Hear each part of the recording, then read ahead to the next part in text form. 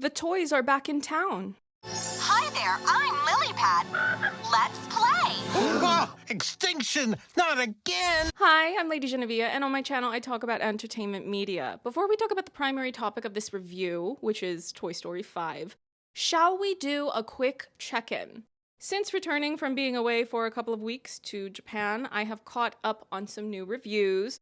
First up was I Love Boosters by Boots Riley, a review on a new rom-com series called Switch. I reviewed Steven Spielberg's new Alien film, Disclosure Day, and I'm also recording 2 other reviews the same day that I'm recording this one, which are covering the new A24 epic, The Death of Robin Hood. I enjoyed that one. It was refreshing. And then the new Haley Kiyoko coming-of-age drama, Girls Like Girls. The next theatrical release I will be reviewing after Toy Story 5 is Supergirl. I have already been RSVP'd for a press screening for that. We are really jumping back into everything. What are everyone's most anticipated theatrical releases for the back half of 2026? I will give you 5 of my picks listed in the order of their release dates. One Night Only, which is the new Will Gluck rom-com. I trust Will Gluck to deliver some delightful whimsy. The Dog Stars, because it's the new Ridley Scott film, and Ridley Scott is an absolute diva, so we already did a source material video on that book many, many months ago.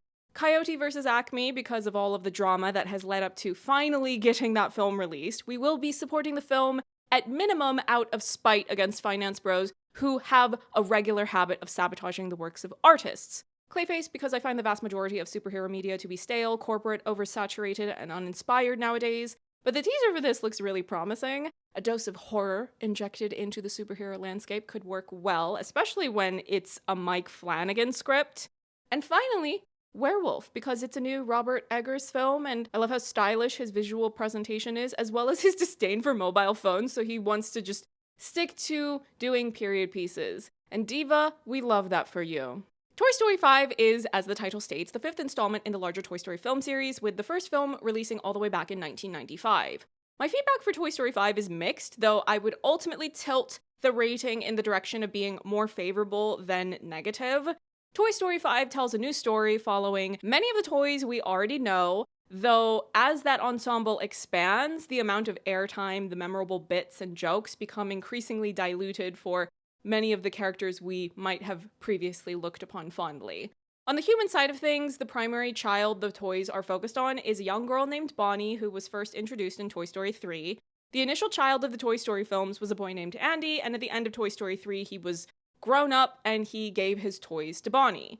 Now, in Toy Story 5, despite it having been 16 years between the release of Toy Story 3 and Toy Story 5, Bonnie is only a couple of years older than she was upon first introduction. I actually had to look this up and refresh myself on the lore in order to remind myself of how the more recent installments thread together, because I'm not all that invested in them anymore. Toy Story 3 was released in 2010, Toy Story 4 in 2019, and now Toy Story 5 in 2026.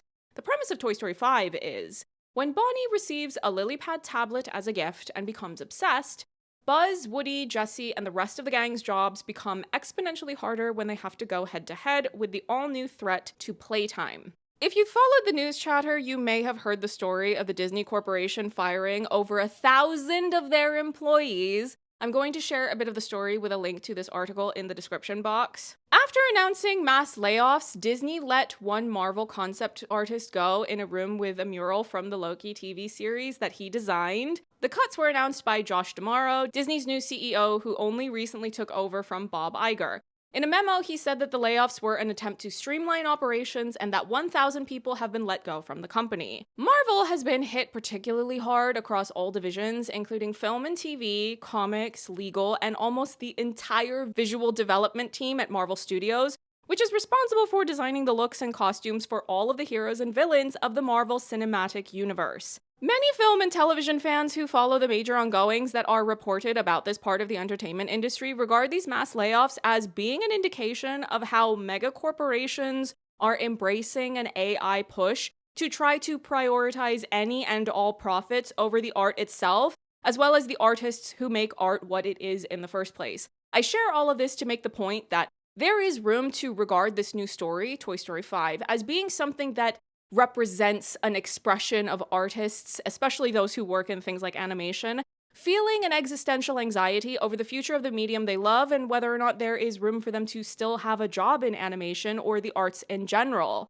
Having said that, I would also argue that if you're the type of viewer who likes to analyze the many layers of commentary in a story, search for allegory and deeper meaning, that point might not entirely hold up for Toy Story 5 because the existence of these new Toy Story films, especially 4 and 5, in many ways comes across as being symptomatic of these larger issues in Hollywood, of being overly reliant on pumping out as much as possible from IPs that they already own and have already proven to be financially profitable at one point or another, as opposed to there being something truly interesting and meaningful to say in that particular world. With Toy Story 5, there is an us versus them argument between old-fashioned toys and tablets or other similarly technological electronic toys. However, toy megacorporations, that includes the old-fashioned ones, are not innocent by any means. There's a whole history you could unpack of toy corporations creating cartoons and live-action media of their toy characters, specifically in order to boost their toy sales, maybe trying to skirt around legislation regarding advertising to children. Asking an adult viewer with critical thinking skills to empathize with a decades-long film series of anthropomorphizing plastic toys, well, it's an interesting choice, I will say that much.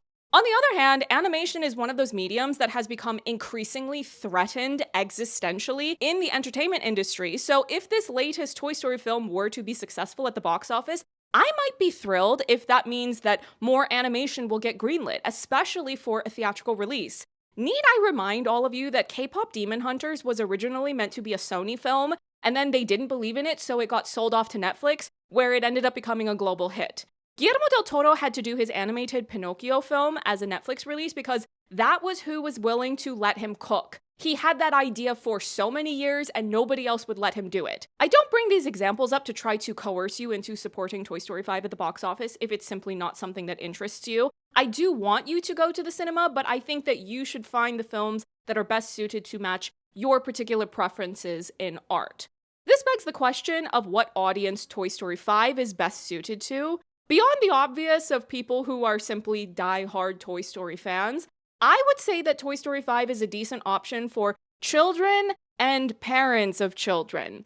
Once Bonnie gets this lily pad tablet, she quickly becomes addicted to using it, and her personality becomes increasingly zombified, zombie-like. Putting that sort of alarming reality about what is happening to children nowadays, who are often being raised by devices that their parents use as pacifiers, having that play out in something extremely mainstream like Toy Story 5, there is an argument to be made that it could be a net positive for some parents or guardians of children to perhaps reconsider putting tablets in the hands of today's children. Not only that, there is a point where young Bonnie starts to have her first experience with being cyberbullied, and this is another thing that could be a helpful conversation starter to parents with young children to teach them to not be unkind to others through technology, to put the devices down, go outside and touch grass. Don't fundamentally alter your identity to try to satisfy hostile opinions being sent to you over the internet, over a tablet.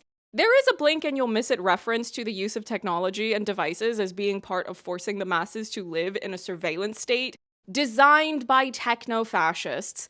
Lilypad says something to the other toys once they're making their introductions. She says something like, "I'm always listening," in this very ominous voice. You had to ruin it. You're not even listening to me. I'm always listening. Children are not going to understand the implications of that line. The Toy Story films, and broadly speaking, Pixar films in general, have often been designed in that way where you have the dimensions of the story that are for the children to find entertaining, and then there are the jokes and details that have been included for the adults that are in the audience with those children. I'm someone with a lot of opinions about the way that technology has become increasingly engineered to exploit and extract the users for the financial gain of corporations. I can appreciate that there are these tiny slivers included at all in Toy Story 5, while also feeling uninspired because it's not a film that is ever going to dig really deep into the trenches of those topics or issues. It's a children's film, it's a film for families to watch together, and as such, I know that I am not the target audience. I cannot fault the quality of the animation itself, though. There is a point where some toys are out in the forest and they briefly interact with some animals, and I was very impressed with how well those animals had been animated. The texture of their fur looked incredible. There was also a different animation style whenever there was a sequence of the toys acting out a scene that a child is creating. For example, if a child picks up various toys and is speaking for them, the child is creating a scenario that the toys are playing out. That was when we switch animation styles. I enjoyed that aspect of the storytelling, of giving animation artists the opportunity to showcase even more of what they're capable of. It's a mostly wholesome story, teaching children to be themselves, interact face-to-face, use their imaginations, and it's a well-funded animation film. We don't get nearly enough of those. Thus, overall, I would say that it was decent. I don't know how many parents I have among my regular viewers here on YouTube, but if you have children, grandchildren, or even younger siblings, cousins, nieces, nephews, nibblings, and you're looking for something to watch with them that won't feel like it's rotting your brain or overstimulating you with noise and nonsense, this is a more than decent option.